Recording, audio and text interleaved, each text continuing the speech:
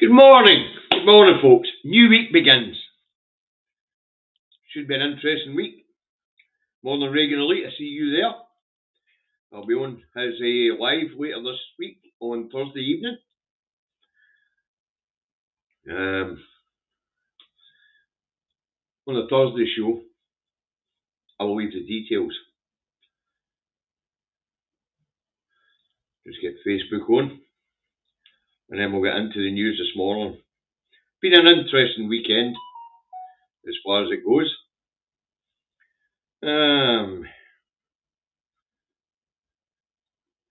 We've had some developments in the SNP, which we'll get to this afternoon.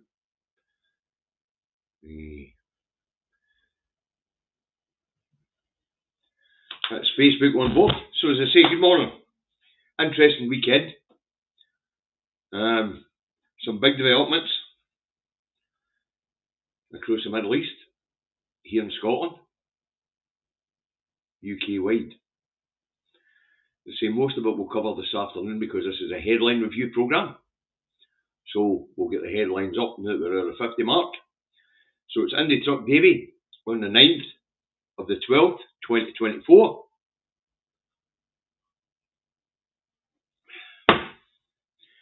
And it's me out my office. Sorry, out my truck and in my office. In Salisbury, North Lanarkshire, where it's 5 degrees. Starting to clear up. Not bad for this time of year. That's the weather forecast here in Salisbury. That's how the weather is, here in Salisbury, North Lanarkshire.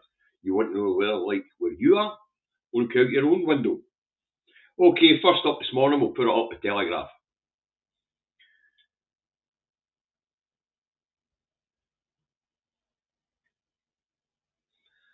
Assad flees to Moscow. The big news this weekend is the toppling of the regime in Syria. Could well be that Netanyahu gets to cling on to power after all. What was interesting about this coup, or the toppling of Assad, quietly in the background, the UK, Israel, and the US have been arming a Kurdish group of rebels in Syria. That Kurdish group of rebels are an offshoot of Al-Qaeda. Believe it or not. Now, regime change was always the goal in Syria. It's happening. In Moscow, some headaches. This could inflame the situation real bad worldwide, not just in the Middle East. But next up, they're going to go for Iran. Take my word for it. And, as I say, Russia's just taking a slap in the chops. Ain't going to go down well. Ain't going to go down well.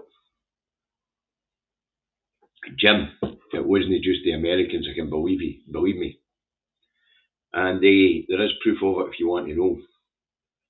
There's been UK supply flights for Akrotiri in Cyprus into Syria. You can look it up. That's actually happening. Right, the Daily Mail has Assad is toppled, but worse to come. That's that region totally destabilised. Tell you what else is interesting. The group that's just taken over Syria is an Islamist group. Syria was a secular state. So there's going to be groups of all religions in Syria right now shitting themselves. And they'll be on the move. More refugees to come. And the press here will spin hate on these people who are being forced to flee their homes by Western influence. And yet here in the UK, the right-wing press will be telling all the knuckle draggers in England in Wales, in Scotland, in Northern Ireland, that these people are illegals and bad people, when what they are is refugees created by us.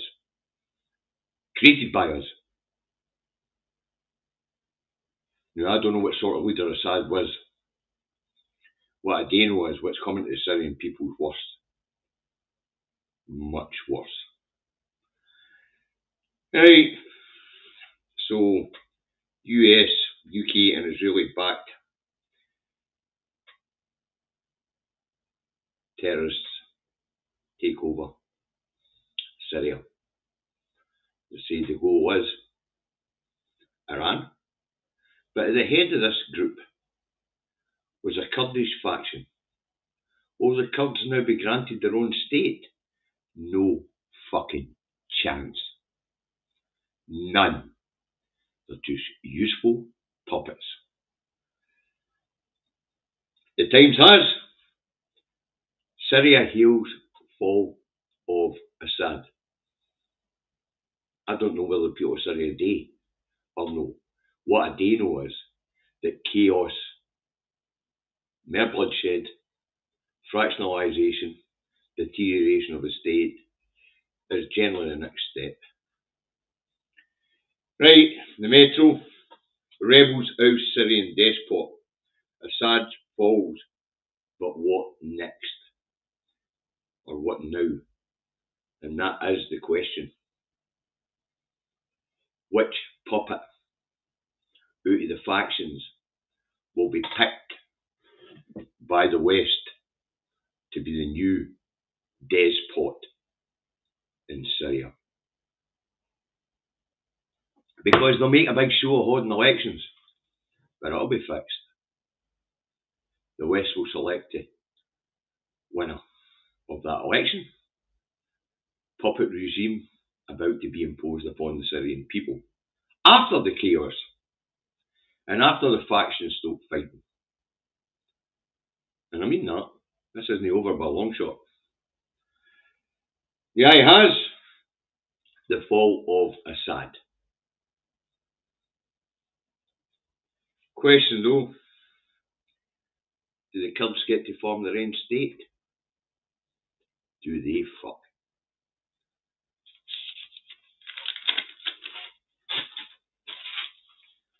Right, the Scotsman has pressure mounts on council boss facing sex text claims. So, pressure mounts on council boss facing sex text claims. And this is the leader of Edinburgh Council, a fella called Cammy Day, apparently has been sending out pest text messages to somebody. Now, I'm assuming it's not his wife, and I'm assuming it's somebody that didn't want the attention. Otherwise, why would it be in the press? But with Labour already in the doldrums here, having the Labour leader of Edinburgh City Council caught up in the sex scandal won't help. Right, the Herald says, young let down by education. And I'm saying, why do we keep hearing this pish? So I went and had a wee look for something for the UK government to thwart or to combat the bollocks in the Herald where they tell us the education system is letting our young people down. So I thought I'd pop this up for you to read, folks. Where are we?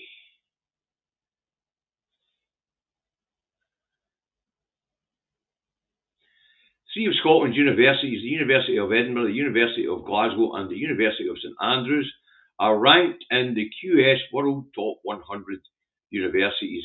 And according to the Office of National Statistics, Scotland, it is the most highly educated country in Europe.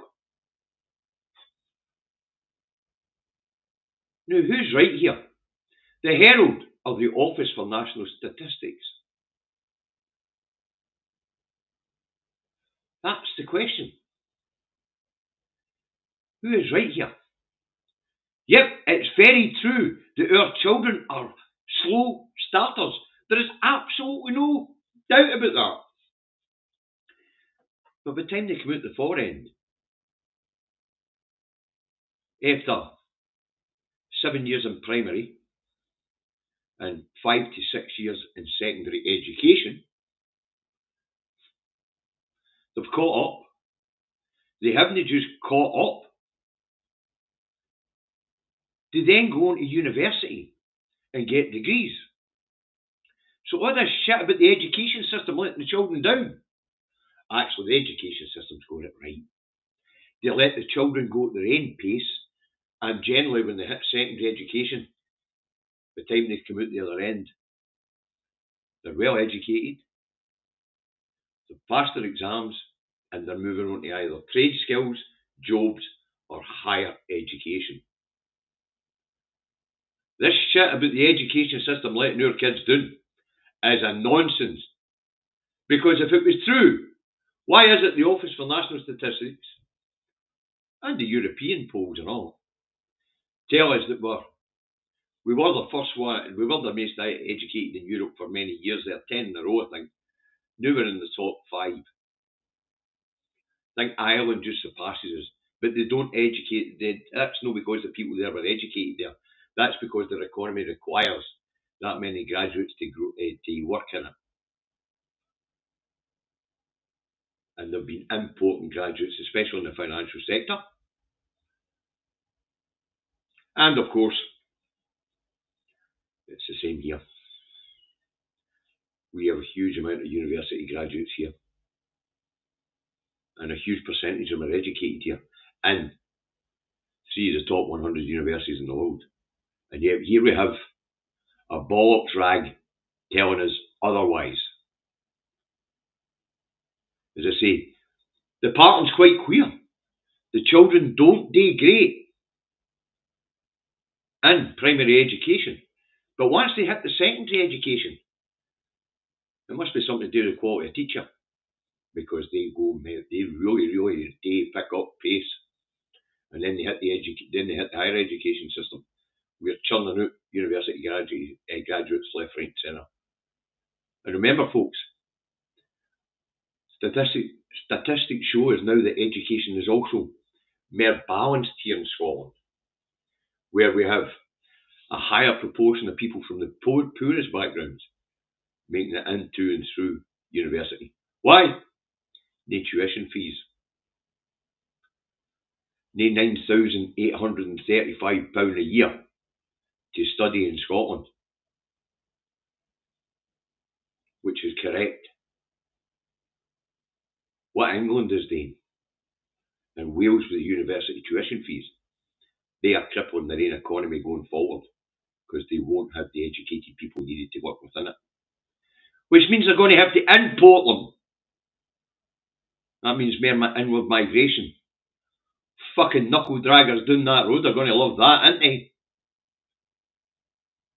So they're actually creating their own problems. We're making people pay for their university education. Less educated people, concentrated power, and a smaller percentage of the population. Because as we know, knowledge is power.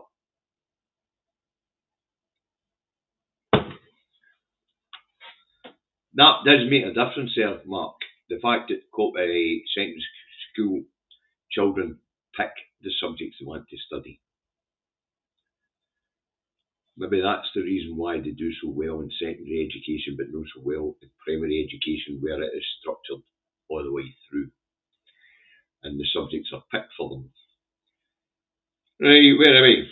So the Herald, balmy headline, and a straight out lie. A straight out lie. Right, the Herald. That was the Herald. The Rancid says, tragic family wants jail early release scrapped. Crash killer prison plea.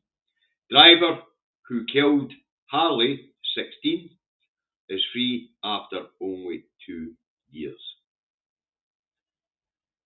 This is nonsense. I feel for the family, but unless the guy who was driving that car deliberately drove it at this young fella to murder him, then it was an accident. And the guy who's sitting behind bars will be feeling as low, if no lower, than most people on this fucking planet.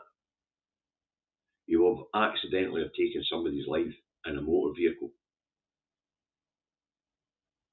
I don't know if these people belong in jail in the first place. Accidents happen. So unless he drove that motor at that boy deliberately, then it was an accident. Tragic accident, but an accident. Whether that be a lapse in concentration, whether that be playing with his mobile phone, whatever the fuck that distracted this guy to hit this boy. But as I say, unless this guy deliberately drove his car at this young fella, which I don't believe he did, it's an accident, folks. An accident. And I don't know whether these people belong in jail to start with, because they need a lot of counselling. The remorse, the regret. Nah.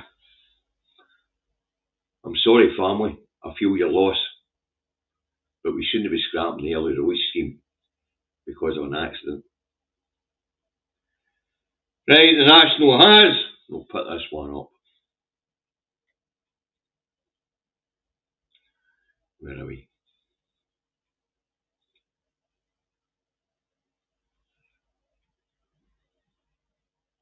Here we go. The National has. Syria. Syrians in Scotland celebrate Assad's regime downfall. Plus analysis on what future may hold for David Pratt. Who the fuck's David Pratt? And what's he got to do with the toppling of Assad? And then we'll get into support highest for 4 years in new poll, 54% backing. Shows public no Westminster is failing. Analysis, this could be the breakthrough moment. No, it's not. We've been higher. We've been at 56. The breakthrough moment is Seamus, our new MP up there in Aberdeenshire, said when I interviewed him prior to the election that the tipping point was 60+%. But in the polls, we've been as high as 58. We've never quite made the tipping point. So this could be breakthrough moment. Doubt it. What it has done is it's made the SNP sit up and take notice.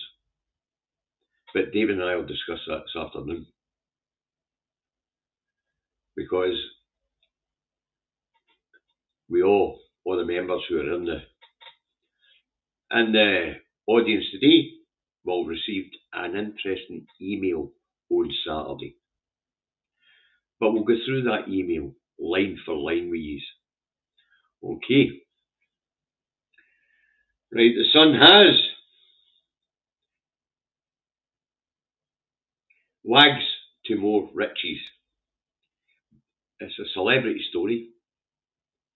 Something to do with a programme called Get Me Out of Here or something like that. Right after that, I just moved on.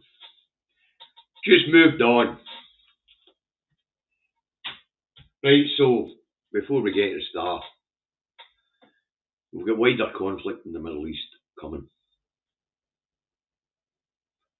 We don't know what's going to replace Assad. What we do know is at the end of the Kurds, they're still not getting a fucking state. Simple as that.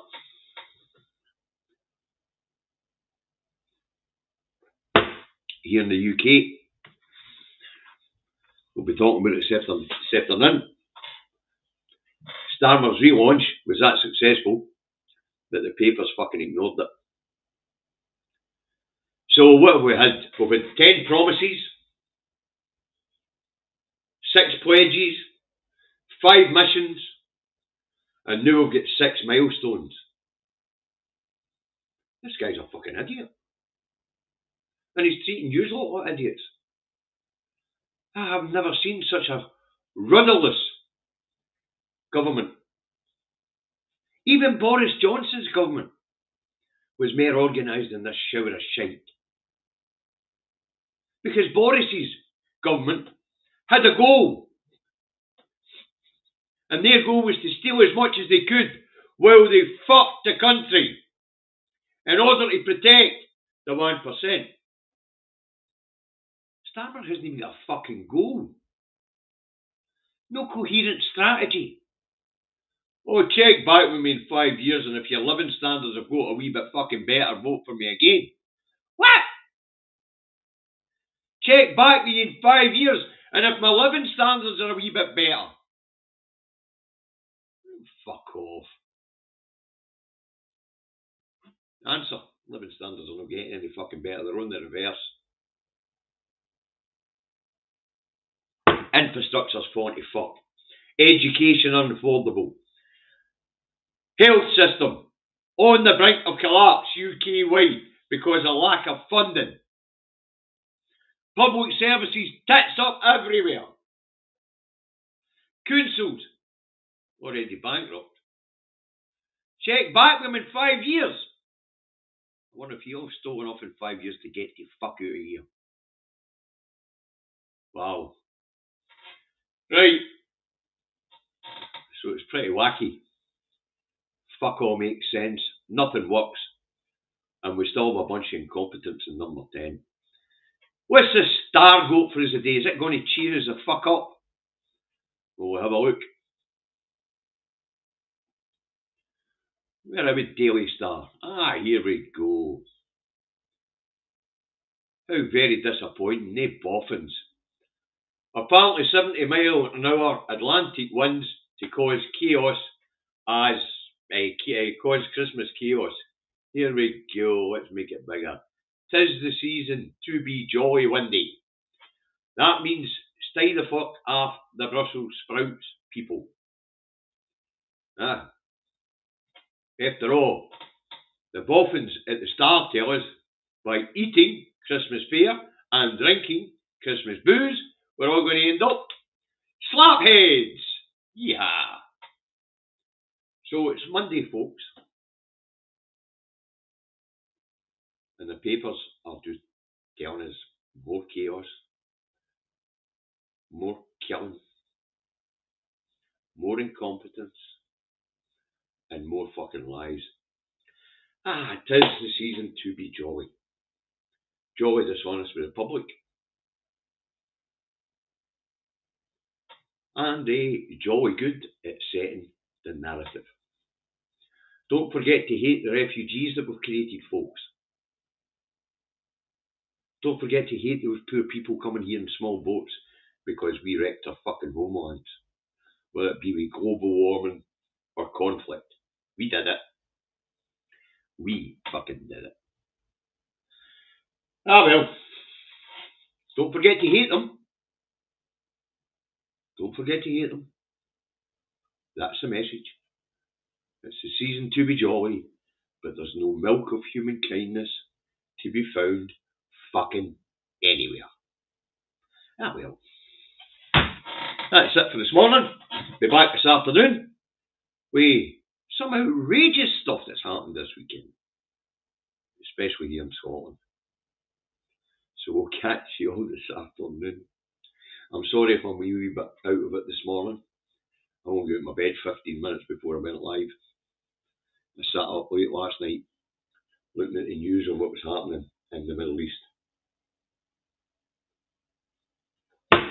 So I hope it was alright as a show. I'll catch you later. 4 o'clock, Mr. Milligan and I. And By Thursday, we'll have emptied the bank account. We've selected the 3 baby banks, and I'll spend the next few days getting the money out to them. And hopefully by Thursday, we'll have an announcement on that. Okay.